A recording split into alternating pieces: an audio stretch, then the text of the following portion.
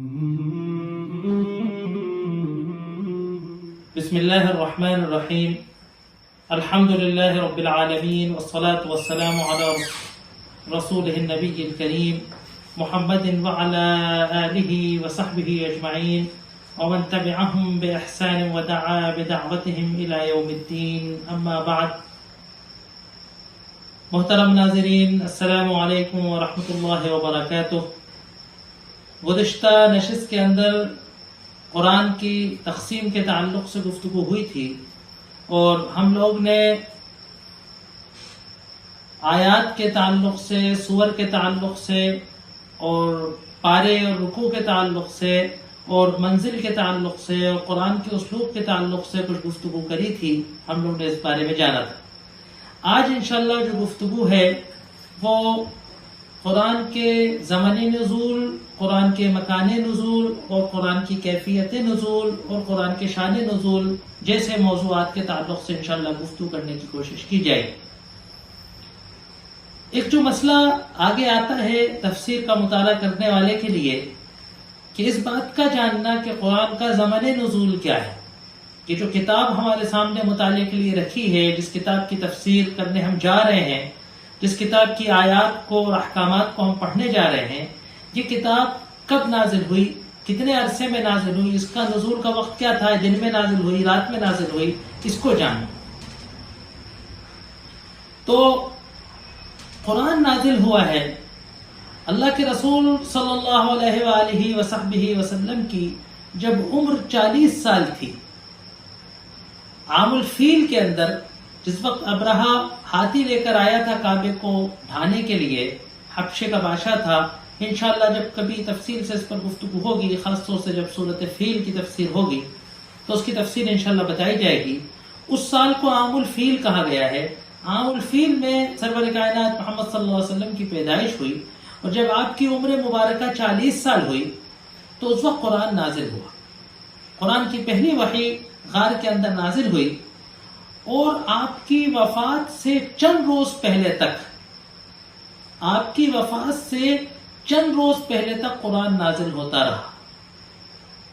آپ سب جانتے ہیں کہ 40 سال کی عمر مبارکہ میں آپ پر وحی آئی. اس کے بعد 13 سال آپ مکے میں مقیم رہے. قریش کو، مشرکین عرب کو، عرب کے دیگر قبائل کو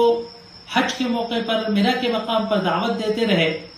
پھر اللہ تبارک و تعالیٰ نے اوس و خزرج کے قبیلوں کے لیے ایمان مقدر کیا اور پھر آپ ہجرت کر کے مدینے تشریف لائے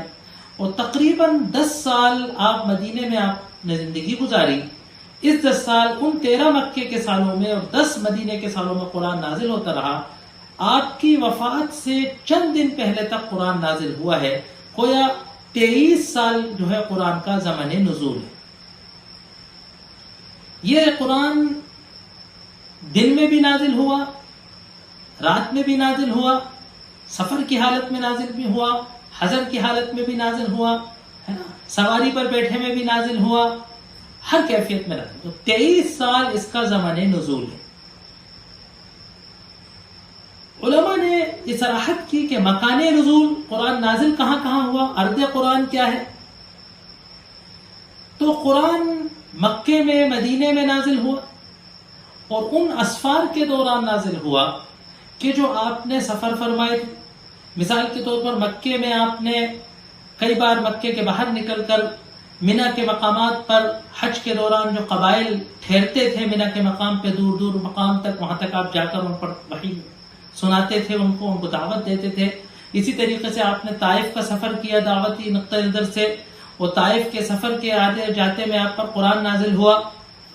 اسی طریقے سے مدینے کے اندر آپ نے متعدد اسفار کیے، غزوے کیے اور حج کیا، عمرہ کیا.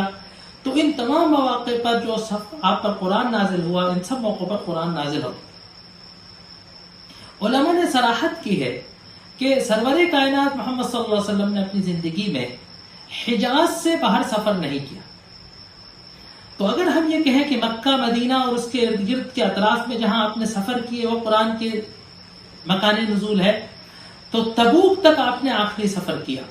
سن 9 ہجری کے اندر آپ نے آخری غزوہ جو کیا ہے تبوک کا، اور تبوک جو ہے وہ سعودیہ عرب جو ہے آج کل اس کا آخری حصہ ہے. ارض حجاز اور جو شام کی سرحد ہے اس کا سرا ہے. تو آپ حجاز کے آخری کونے تک یعنی تبوک تک گئے. تو ہم کہہ سکتے ہیں مکان قرآن کے قرآن پورا قرآن ارض حجاز میں نازل ہوا ہے. حجاز کی سرزمین پر قرآن نازل ہوا ہے. حجاز کے باہر قرآن کی کوئی آیت نہیں نازل ہوئی ہے سوائے سورہ بقرہ کی آخری آیت کے کہ آمن الرسول بما انزل الیہ من ربہ. اس کے بارے میں مفسرین کا یہ خیال ہے کہ یہ زمین پر یہ آیت نہیں اتری. یہ آیت معراج کے موقع پر یہ آسمان پر ساتویں آسمان پر سدرۃ المنتہا کے مقام پر یہ آیت آپ کو دی گئی تھی. تو سوائے اس آیت کے ہم جزم کے ساتھ کہہ سکتے ہیں کہ پورا قرآن حجاز کی سرزمین میں نازل ہوا ہے. اس آیت کے بارے میں علماء کا قول ہے کہ بعض حضرات کا کہنا ہے کہ یہ 2 بار اتری، ایک بار زمین پر جیسے تمام آیتیں اترتی ہیں اور ایک بار آسمان پہ براہ راست آپ کو آیت دی گئی کہ جس وقت آپ معراج کے سفر پر جو ہے اس بلند مقام تک پہنچے تھے. قرآن نازل ہوا مکے میں بھی اور مدینے میں بھی. یہاں قرآن کے مطالعہ کرتے وقت ایک بہت اہم مسئلہ ہے، ایک بہت اہم اصطلاح ہے جس کو مکی اور مدنی کہا جاتا ہے. قرآن 2 طرح کا ہے، ایک مکی قرآن ہے اور ایک مدنی قرآن ہے. ایک چھوٹی سی بات کو سمجھنا ضروری ہے کہ مکی قرآن کا مطلب یہ نہیں ہے کہ وہ مکے میں نازل ہوا اور مدنی قرآن کا مطلب یہ نہیں ہے کہ وہ خالی مدینے میں نازل ہوا. وہ قرآن وہ آیات مبارکہ کہ جو مدینے کے اندر نازل ہوئی وہ بھی مدنی ہے، اور وہ آیات مبارکہ کہ جو کسی غزوے کے تعلق سے، بدر کے تعلق سے نازل ہوئی، احد کے مقام پر نازل ہوئی، سفر تبوک میں نازل ہوئی، یہاں تک کہ جب حجۃ الوداع کے موقع پر یا فتح مکہ کے موقع پر جب آپ مکے تشریف لائے ہوئے تھے اس وقت جو آیتیں نازل ہوئیں وہ بھی مدنی آیتیں کہلائی جاتی. اسی طریقے سے وہ آیات کہ جو طائف میں نازل ہوئیں، مختلف مکے کے زندگی کے دوران جو آپ منی میں جا کر سفروں کو، قبیلوں کو، قافلوں کو دعوت دیتے تھے اس وقت نازل ہوئیں تو وہ بھی مکی کہلائی جائیں گی. تو مکے کے قیام کے دوران ہجرت سے پہلے جو قرآن نازل ہوا وہ مکی قرآن یعنی اس زمانے کا قرآن کہ جب نبی کریم صلی اللہ علیہ وآلہ وسلم مکے میں تشریف رکھتے تھے، اور مدنی قرآن کے ہجرت کے بعد جب آپ مدینے میں آ کر رہنے لگے، جب مدینے میں زندگی گزارنے لگے، اس کا جو قرآن تھا اس کو مدنی قرآن کہا جاتا. مکی اور مدنی صورتوں کو یا آیات کو جاننے کا فائدہ کیا ہے؟ بہت اہم بات ہے کہ دیکھیے 2 ٹوک انداز سے یہ نہیں کہا جا سکتا کہ قرآن کی لسٹڈ بنا کر کے ہم 2 لسٹیں بنا دیں کہ سب یہ آیتیں مکی ہیں اور یہ آیتیں مدنی. بعض جگہ بعض مقامات پر علماء کا، روایات کا، صحابہ و تابعین کا اس میں اختلاف ہے کہ صاحب یہ مکی ہے کہ مدنی. کسی نے اس کو مکی کہا، کسی نے اس کو مدنی کہا. صورتوں کے بارے میں تقریباً یہ بات طے ہے کہ مجموعی طور سے کہ صاحب یہ سورہ مدنی ہے اور یہ سورہ مکی. ہاں یہ ضرور ہے کہ مفسرین کے درمیان روایات کی بنیاد پر کچھ آیتوں میں اختلاف ضرور ہوتا ہے کہ بھائی یہ سورت تو مکی ہے لیکن اس کی فلاں اور فلاں اور فلاں یہ چند آیتیں مدنی ہیں، یا یہ سورت تو مدنی ہے لیکن اس کی یہ فلاں اور فلاں چند آیتیں مکی ہیں. یہ اختلاف تو تفسیر کی کتابوں میں موجود ہے، تفسیر کے ذخیرے میں ہمیں جگہ جگہ ملتا ہے. لیکن صورتوں کے تعلق سے چند صورتوں کے علاوہ، اور وہ بھی خاص طور سے آخری منزل کی یا آخری پارے کی جو کچھ چند صورتیں ہیں ہے نا، ان میں کچھ اختلاف ہے. جیسے معوذتین کے تعلق سے اختلاف ہے کہ مکی ہے کہ مدنی. سورہ اخلاص کے تعلق سے کچھ، سورہ اذا جاء کے بارے میں آتا ہے، لم یکن الذین کفروا کے بارے میں ہے. چند صورتوں کے بارے میں آخری منزل کی کہ مکی ہے کہ مدنی کے اختلاف. ورنہ بڑی صورتوں کے تعلق سے تقریباً مفسرین میں متفق علیہ ہے کہ کون سی صورتیں مکی ہیں اور کون سی صورتیں مدنی. قرآن کا اسلوب کوالٹی کے اعتبار سے، معیار کے اعتبار سے، عربی زبان کے اعتبار سے، لب و لہجے کے اعتبار سے، متکلم کے اعتبار سے، مخاطب کے اعتبار سے، جو زبانی اور لسانی کوالٹیز جو ہیں قرآن کی اس کے اعتبار سے تو قرآن یکساں ہے. پورا قرآن ایک جیسا ہے. لیکن موضوعات کے اعتبار سے، مضمون کے اعتبار سے، خطاب کے اعتبار سے اور اس موضوع اور مضمون کو جو عربی لہجے کا تقاضا ہے، اس مضمون و موضوع کو ذہن نشین کرنے کے لیے عربی زبان میں جملوں کی بندش اور الفاظ کا جو انتخاب ہونا چاہیے، اس کے اعتبار سے مکی اور مدنی قرآن میں فرق ہے۔ لہٰذا جب کبھی مفسر کہتا ہے کہ یہ مکی سورہ ہے، مکی آیت ہے، تو اس کے تعلق سے تفسیر پڑھنے والے کو، تفسیر سننے والے کو بنیادی طور سے معلوم ہونا چاہیے کہ کسی مکی قرآن میں، مکی سورہ میں اور مدنی قرآن میں اور مدنی صورتوں کے بنیادی کنسیپٹ میں کیا فرق ہے۔ جب کبھی کہا جاتا ہے کہ یہ مضمون مکی ہے اور یہ مضمون مدنی، تو اس کا مطلب یہ نہیں ہوتا کہ یہ مضمون، مکی مضمون کسی مدنی صورت میں آ ہی نہیں سکتا، یا کوئی مدنی مضمون مکی صورت میں آ ہی نہیں سکتا، یہ مطلب نہیں ہوتا۔ مطلب ہوتا ہے کہ مجموعی طور سے زیادہ تر مضمون یہ مکی صورتوں کا ہے یا یہ مدنی صورتوں کا ہے۔ مکی صورتوں کی خصوصیات یہ ہے کہ مکی صورتوں کے اندر توحید، رسالت ہے نا، اللہ کی ذات و صفات، اللہ کے علم و قدرت کا عقیدہ،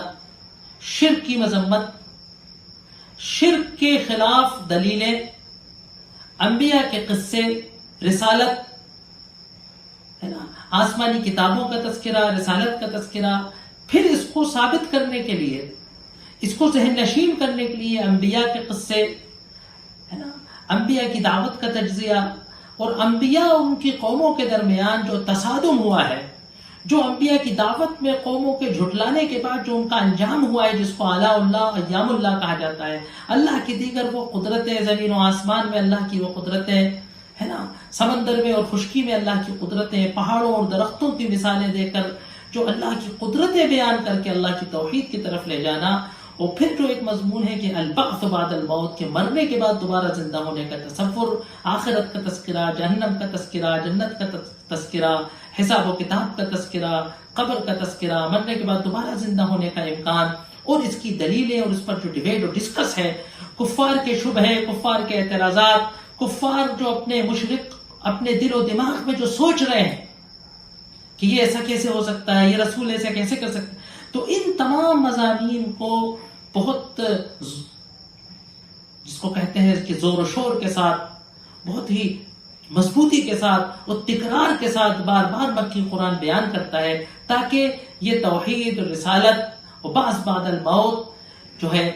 کہ آخرت، ان تین عقیدوں کو وہ جو ہے بالکل ذہن نشین کر دے، انسان کے اندر بالکل ایک دم سے پیوست ہو جائے یہ نظریہ۔ یہ مکی صورتوں کا بنیادی۔ اب اس کے لیے مکی صورتوں کی خصوصیت کیا ہے کہ اس کے مختصر چھوٹی چھوٹی آیتیں ہیں زیادہ تر مقامات پر ہے نا، ان کے لبے لہجوں کے اندر یہ دوسرا استدلالی انداز زیادہ ہے۔ مدنی صورتوں کی خصوصیت کیا ہے کہ اس میں شریعت کا پہلو زیادہ ہے، اس کے اندر اسلامی شریعت کے احکامات بیان کیے گئے ہیں، اس کے اندر کتاب اللہ پہ عمل کرنے کی ضرورت کو بیان کیا گیا ہے، اس کے اندر اسلامی شریعت کی جو ہماگیر، خالد، ہمیشہ ہمیش رہنے والی شریعت کی جو خوبیاں ہیں ان کو بیان کیا گیا ہے، اسلامی معاشرے کو منضبط کرنے، اسلامی معاشرے کو منظم کرنے کے اصول بیان کیے گئے ہیں، انسانوں کو اجتماعی زندگی کے آداب بتائے گئے ہیں، اور قومی اور بین الاقوامی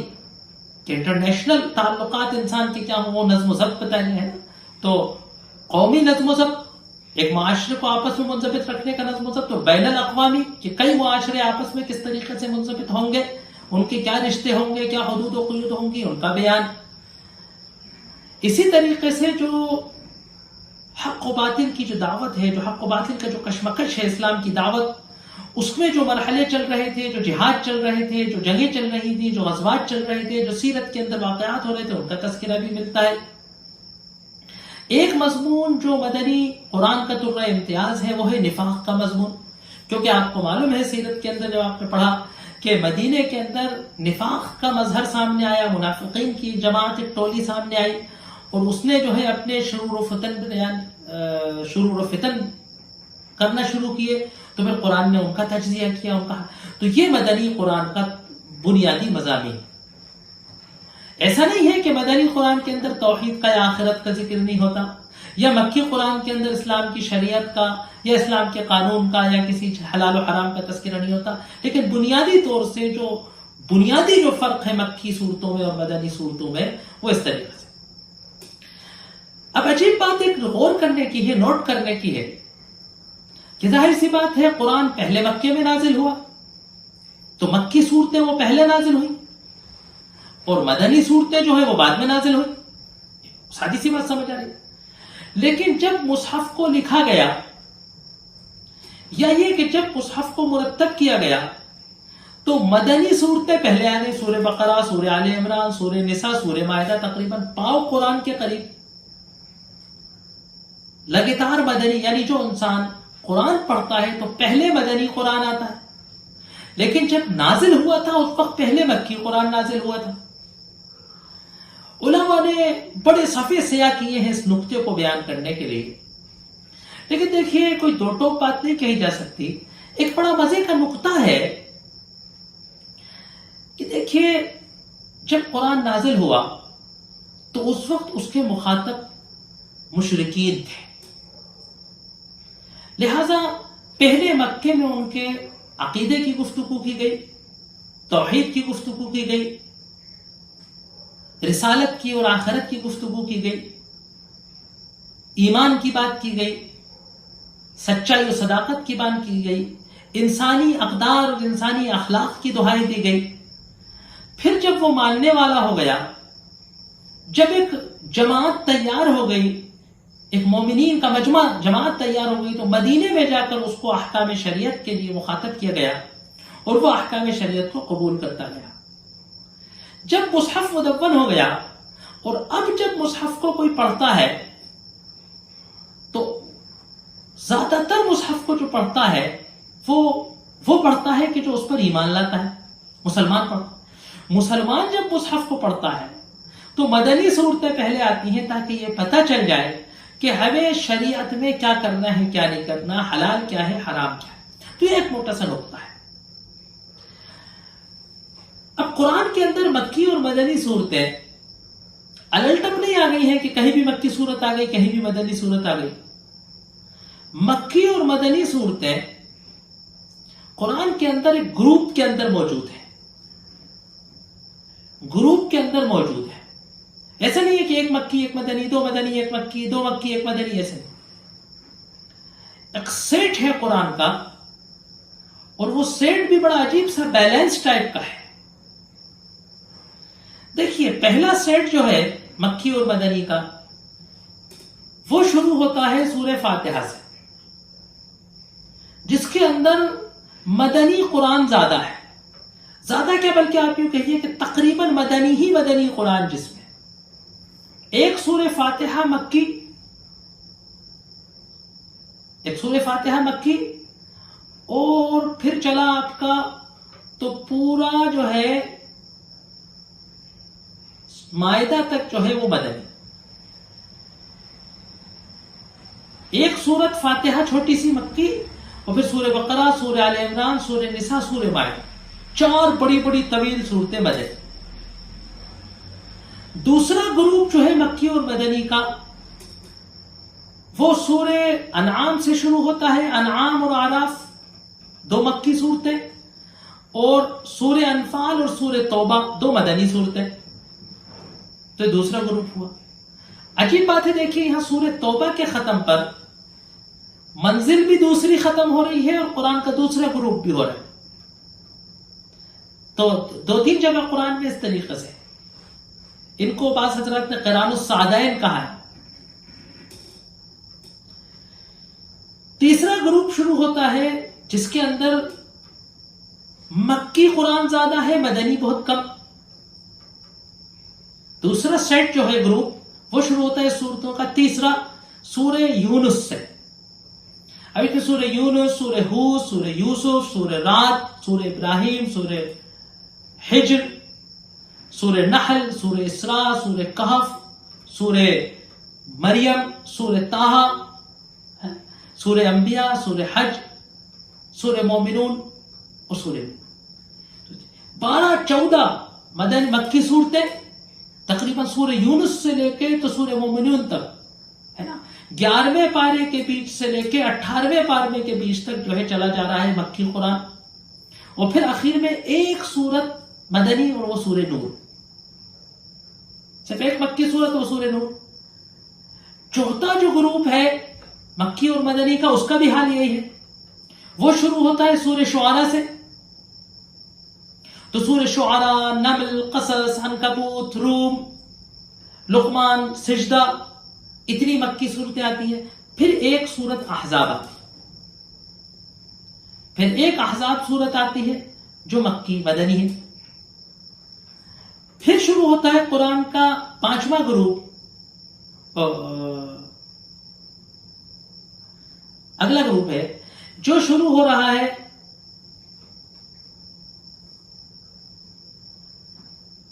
احزاب کے بعد سے، سورہ فصلت سے، سورہ صافات سے، اور یہ چلا جا رہا ہے آپ کا کہاں تک؟ سورہ احقاف تک۔ اتنے مکی صورتیں، اور پھر آخر میں اس میں 3 مدنی صورتیں ہیں، سورہ محمد جسے سورہ فتح بھی کہا جاتا ہے، سورہ محمد جسے سورہ قتال بھی کہا جاتا ہے، اور سورہ فتح اور سورہ حجرات۔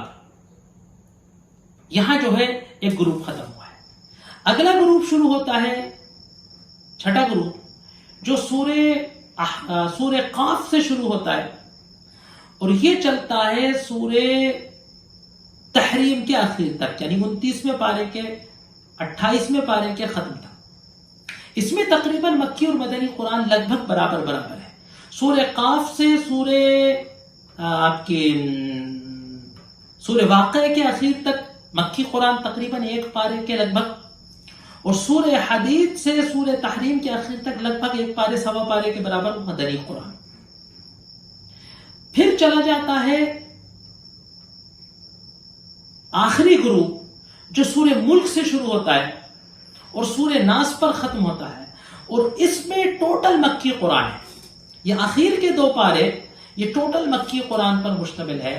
بعض چند صورتیں آخر میں سورہ معوذتین، قل اعوذ برب الفلق اور قل اعوذ برب الناس کے بارے میں مکی مدنی کہا جاتا ہے، کافی رائے اس کے کچھ ایک تو صورتیں بیچ میں اور اختلافی ہیں۔ اب ایک عجیب بات دیکھیے کہ پہلا گروپ جس میں سارا مدنی، اور ادھر 7واں گروپ جس میں سارا مکی، پھر دوسرا گروپ جس میں مکی اور مدنی لگ بھگ برابر برابر، تو ادھر چھٹا گروپ جس میں مکی اور مدنی لگ بھگ برابر۔ اب بچا بیچ کا قرآن، اب بچا سارا بیچ کا قرآن کہ جو سورہ توبہ کے بعد سے ہے 10ویں 11ویں پارے سے، یعنی تیسرا، چوتھا اور 5واں جو سیٹ ہے، اس میں تقریباً مکی قرآن زیادہ ہے۔ اگر آپ دیکھیے سورہ یونس سے لے کر سورہ قاف تک، یعنی قرآن کی 11 نمبر سورہ سے لے کر، مطلب ہم دیکھیں قرآن کی 11ویں پارے سے لے کر تو 26ویں پارے کے بیچ تک سورہ قاف تک اگر ہم جائیں تو صرف سورہ نور، سورہ احزاب اور سورہ محمد، سورہ فتح اور سورہ حجرات، یہ صرف 5 صورتیں مدنی ہیں، باقی پورا قرآن یہاں سے مکی قرآن ہے۔ تو 2/3 قرآن مکی ہے اور 1/3 قرآن مدنی ہے۔ لیکن ہوا کیا ہے کہ اکثر بیشتر تفسیروں کی کتابوں میں ہوا کیا ہے کہ کیونکہ مدنی قرآن میں احکامات ہوتے ہیں، تو مدنی قرآن میں احکامات ہوتے ہیں، مسائل ہوتے ہیں، شریعت کی تفصیلات ہوتی ہیں، نماز، روزے، زکوٰۃ، حج، حلال، حرام، تجارت، ہے نا، سود، ربا، ہے نا، پھر غزوات، اللہ کے رسول صلی اللہ علیہ وسلم کی زندگی کے غزوات ہیں، بڑے بڑے غزوے ہیں۔ تو اس سلسلے میں کیونکہ فقہی مباحث آ جاتے ہیں، شریعت کی لمبی لمبی تفصیلات آ جاتی ہیں، تو اکثر بیشتر ایسا ہوا ہے کہ مدنی قرآن میں مفسرین نے صفحات کو زیادہ سیاہ کیا۔ یہاں ایک سمجھنے کی بات ہے کہ دعوتی انداز سے، اور جو اسلام کا اصل مقصد ہے، جو قرآن کے نزول کا اصل مقصد ہے کہ انسانوں کو اللہ تبارک و تعالیٰ کی طرف بلانا اور ان کی زندگیوں کے اندر ایک فکری انقلاب پیدا کرنا،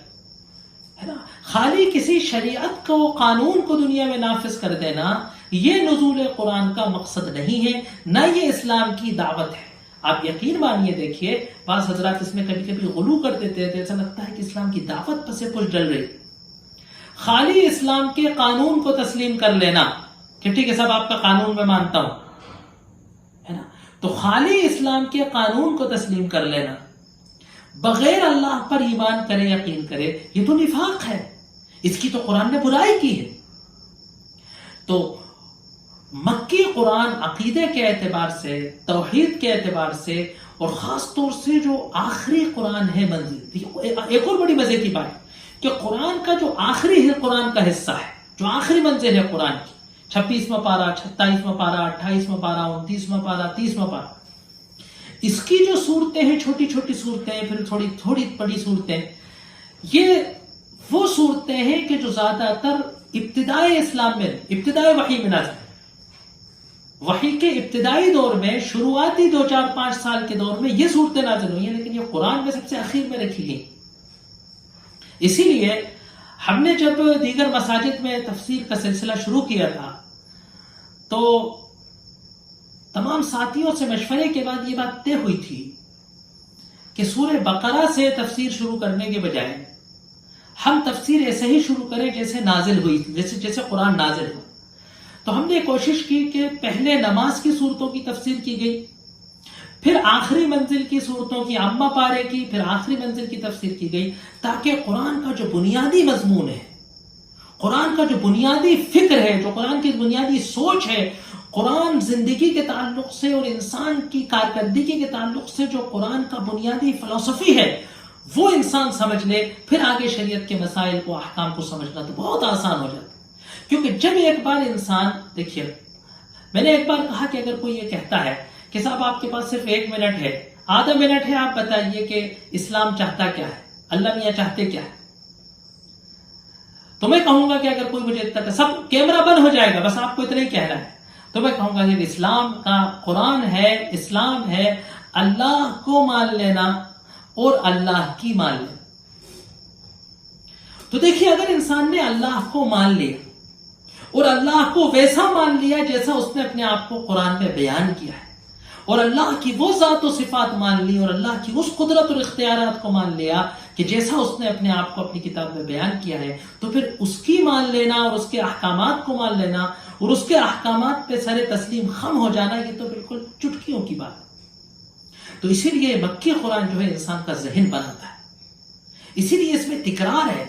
اور لوگ سمجھتے ہیں کہ تکرار ہے، تکرار اسی لیے ہے کہ کیونکہ ہمارا ذہن بن سکے، کوئی بات ہمارے ذہن کے اندر جم جائے۔ تو یہ قرآن کی تقسیمات ہے۔